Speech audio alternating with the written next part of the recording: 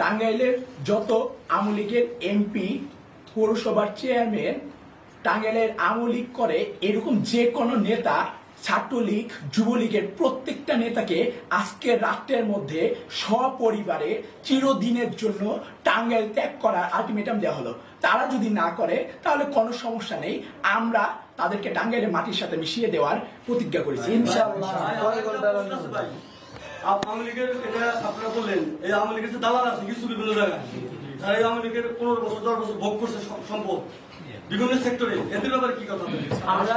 আমরা আপনাদের প্রতি অনুরোধ জানাবো, আপনারা যেহেতু গণমাধ্যম কর্মী, আপনাদের উপরে আক্রমণ করা হয়েছে, আমরা কিন্তু আপনাদের সেই হত্যার বিচার চাই প্রত্যেকের, ঠিক আছে?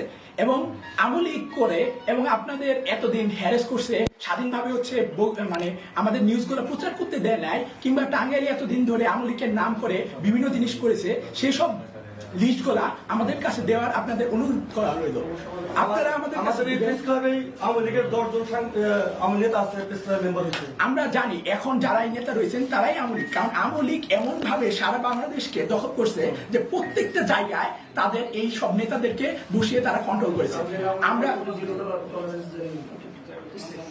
আমরা আপনাদের প্রতি অনুরোধ করে হলো, যেহেতু আপনারা আমাদের থেকে আরো বেশি খোঁজ খবর ভালো রাখেন, আপনারা শুধু আমাদেরকে ওই লিস্টটা দিয়ে, বাকিটা আমরা জনতা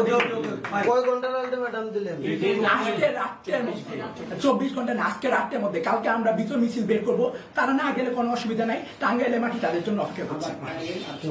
আবার আড্ডা হোটেলের উপরে আওয়ামী লীগের কুঞ্জানি নেতার একটা অফিস আছে, সেই অফিস থেকে আমাদের উপর আক্রমণ করার পরিকল্পনা করা হয়েছে। সেই অফিস এবং সেখানে নেতৃত্বে যারা আছে তাদেরকে আমরা সকালের মাঝে টাঙ্গাইলের মাটিকে দেখতে চাই না। এছাড়াও আপনাদের সাংবাদিক ভাইদের মাঝে বিভিন্ন ফুটেজ আছে, বিভিন্ন জায়গায় আমাদের উপর আক্রমণ করছে, পাটকেল ছুটছে, পুলিশ টিয়ার গ্যাস ছুটছে, গুলি ছুটছে। এর আগে 19 তারিখে আমাদের উপর গুলি ছুটছে। সে সকল তথ্যগুলো আপনারা দিবেন এবং আপনারাও জানেন। আমরা তাদেরকে কালকে সকালের মাঝে টাঙ্গাইলে দেখতে চাই না। যদি টাঙ্গাইলে থাকে, জনতা তার বিচার করে নিবে। এবং আওয়ামী লীগ করছে বা আওয়ামী লীগের উচ্ছিষ্ট ভোগ করছে, এরকম যত রাষ্ট্রীয় সম্পদ অন্যায়ভাবে বক্ষণ করছে, আমরা সেই সম্পদ আর জ্বালাইতে চাই না। আমরা জ্বালাবো না, সেই সম্পদ রাষ্ট্রীয় কোষাগারে যাতে জমা হয়। তাদের নামে কোনো সম্পদ থাকবে না যেগুলো রাষ্ট্র থেকে তার সকল সম্পদ বাজেয়াপ্ত করে রাষ্ট্রের কাছে প্রদান করতে হবে, যাতে কালকের দিনের মাঝে প্রদান করা হয়। এবং প্রশাসনের নিকট, সেনাবাহিনীর নিকট আমরা অনুরোধ করব, তাদের কাছে যত সম্পদ আছে রাষ্ট্রীয় সম্পদ, তারা যাতে সবগুলো সেনাবাহিনীর অধীনে রাষ্ট্রের কাছে নিয়ে নেয়। আমরা সেই সম্পদ নষ্ট করতে চাই না। আর আমরা আগেও শান্ত ছিলাম, এখনো শান্তি আছি, কালকেও শান্তিপূর্ণভাবে আমরা শান্তি মিছিল করব। আপনাদের সহযোগিতা চাই, আপনারা আমাদের সহযোগিতা করবেন। আমি ইমরান কবির, ঢাকা বিশ্ববিদ্যালয় ফার্মাসি বিভাগে অধ্যয়নরত। আমি টাঙ্গাইলে বৈষম্য বিরোধী ছাত্র আন্দোলনের একজন সমন্বয়ক। আমরা আজ স্পষ্টভাবে বলে দিতে চাই, আজ থেকে কেউ রাজাকার নন। আজ থেকে আপনারা সবাই মুক্তিযোদ্ধা, 2024-এর মুক্তিযোদ্ধা। আজ আপনারা সবাই ইতিহাস তৈরি করেছেন। 5 আগস্ট 2024-এ আপনারা জালিম স্বৈরাচারী শাসক শেখ হাসিনা পতন ঘটিয়েছেন। আজ থেকে বাংলাদেশ স্বাধীন। সেনাবাহিনী ক্ষমতা গ্রহণ করেছে, আপনারা সবাই সেনাবাহিনীর উপর ভরসা রাখুন। আপনাদের প্রতিটি শহীদের হত্যার বিচার এবং গ্রেপ্তারকৃতদের ছেড়ে দেওয়ার জন্য সেনাবাহিনী ভাইদের প্রতি অনুরোধ রইল। টাঙ্গাইলের সকল জনতার প্রতি অনুরোধ, আপনারা শান্তি বজায় রাখুন এবং নিশ্চিন্তে থাকুন। আগামীকাল 6 আগস্ট সকাল 11 ঘটিকায় টাঙ্গাইল প্রেস ক্লাবের সামনে থেকে বিজয় মিছিলে অংশ নেওয়ার জন্য সবার প্রতি অনুরোধ করা হইল। সবাই জনে জনে যোগ দিয়ে বিজয় মিছিল সফল করুন।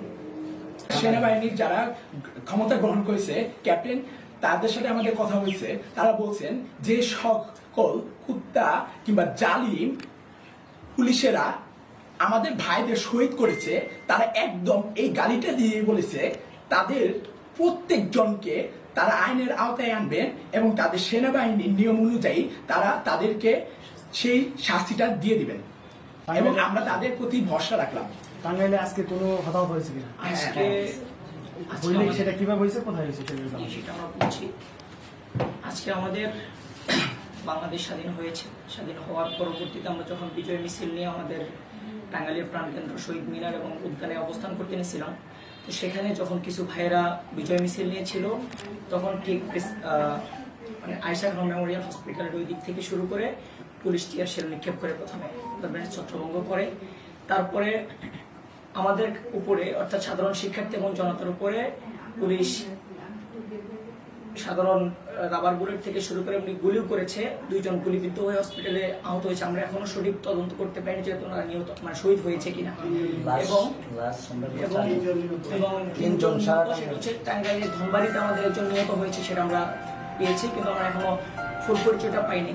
তো এটা আমরা তদন্ত করতেছি, এটা আমরা ব্যবস্থা নিব। এমনকি বর্তমান যে সেনাবাহিনী আছে তাদের কাছে আমরা আহ্বান জানাচ্ছি এবং জানিয়েছি, বলেছি তাদের সাথে কথা। তারা আমাদেরকে আশ্বস্ত করেছে যে তারা এটার সুষ্ঠু তদন্ত করে বিচার করবেন। তাতে কেউ এখন আর মানে আবদ্ধ নাই, সবাইকে ছেড়ে দেওয়া হয়েছে। থানায় কেন হামলা করলো হঠাৎ করে বিজয় মিছিল থেকে যায় এই ধরনের একটা অভিযোগ করছেন, থানায় আপনারা যে হামলা করছেন? এটা হচ্ছে আমাদের পুলিশ অতি উৎসাহী ছিলেন। এমনকি গতকালকে কিন্তু পুলিশ আমাদেরকে ছত্রভঙ্গ করার জন্য আমাদেরকে মানে এখানে শেষের দিকে আপনারা দেখেছেন হয়তো বা সন্ধ্যার আগ মুহূর্ত থেকে শুরু করে আসরের আজানের সময় পুলিশ গুলি করেছে, এবং সেটা আপনারা সাংবাদিকরা এখানে আছেন যারা দেখেছেন, আমরা নিজেরাও সচক্ষে দেখেছি। এটা আমাদের কাম্য ছিল না, আমাদের শান্তিপূর্ণ আন্দোলন ছিল। এমনকি গতকালকে আমাদের এমপি মানে সাবেক এমপি, এখন তার সে এমপি নাই, ছোট মনিরের নেতৃত্বে উনি আমাদের বটতলাতে প্রথম হামলা করে গুলি করা হয়। তার পরিপ্রেক্ষিতে সাধারণ ছাত্ররা ক্ষিপ্ত হয়েছিল। তার পরবর্তীতে আমরা বিজয় মিছিল নিয়ে আমরা যখন মিছিল করতে নিয়েছিলাম, তারপর হচ্ছে তারা আমাদেরকে বিভিন্ন জায়গায় পুরান বাস স্ট্যান্ডে হামলা করেছে, তারপরে এই শান্তিকুঞ্জ মোড়ে হামলা করেছে, এই আদালতপাড়া মোড়ে এখানে হামলা করেছে, সৈনিক পুকুর পাড়ে আমাদের হামলা করেছে, ছোট মোড়ের এখানে জায়গায় গুলি করা হয়েছে ওনার পাশের সামনে। রনি নামে আমাদের সাবালিয়াতে যে আছে, উনি নিজে আমাদের কাছে ছবি আছে, আপনারা দেখতে পারবেন যে উনি নিজে রামদা নিয়ে, এবং এই যে আপনারা দেখতে পারবেন যেখানে আছে আমাদের ছবি আছে যে উনি রামদা নিয়ে, এমনকি উনি নিজে গুলি করেছেন, নিজের নেতৃত্ব দিয়ে গুলি করেছেন, এটা আপনারা দেখেছেন। ছোট মনির বাসা থেকে গুলি চলেছে। ছোট মনির বাসা থেকে আজকে বিকেলে থানায় মানে হামলার প্রেক্ষাপটটা কি ছিল? আমাদের আজকে আনন্দ মিছিল ছিল, শান্তিপূর্ণ আনন্দ মিছিল। আমাদের জনতা শান্তিপূর্ণভাবে সারা টাঙ্গাইল ঘুরেছেন, সেই অনুযায়ী তারা ওই দিক দিয়ে ঘুরতে হয়েছিলেন শান্তিপূর্ণভাবে। কিন্তু আমাদের এসপি স্যারের সাথে কথা বলা হয়েছে, উনি বলছেন যে তারা কোনো কিছু করবেন না। কিন্তু কিছু উচ্ছৃঙ্খল কিছু পুলিশ তারা ঊর্ধ্বতন কর্মকর্তারও কোনো অর্ডার মানেননি। তারা আমাদের শান্তিপূর্ণ মিছিলে তারা নিজেরা আক্রমণ করেছেন, আমরা কোনো কিছু বলিনি। তারপরে সেনাবাহিনী এসে সে তাদেরকে থামিয়েছেন, সেনাবাহিনীর কথাও তারা প্রথম দিকে শুনেনি। তারপরে ওনারা যখন জোর করে বলেছেন সেনাবাহিনীরা, তখন পুলিশ চুপ করতে বাধ্য হয়েছে। আচ্ছা।